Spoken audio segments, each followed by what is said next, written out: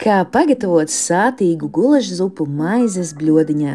Tev būs nepieciešams lielops šķiņķis, čili pipars, ķiploka daiviņas, sīpoli, ķimenes, burkāni, kartupeļi, paprika, milti, saldās paprikas pulveris, sāls, pipari, olīveļļa, lauru lapas un apaļa maizīte zupas pasniegšanai.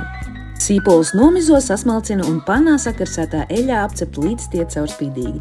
Strēmelēs sagriež gaļu un pievieno to sīpoliem. Visu pārkais ar sāli, pipariem un 2 ēdamkarotēm miltu. Visu apcep no visām pusēm skaisti brūnu.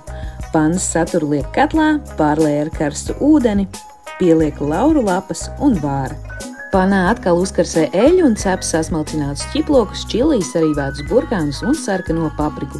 Visu pārkais ar saldās paprikas pulveri, ķimenēm un sacep. Tad dārzeņus pievieno zupai. Pēc stundas, kad gaļa mīksta, zupai pieliek sagrieztus kartupeļus un vāra, līdz tie ir mīksti.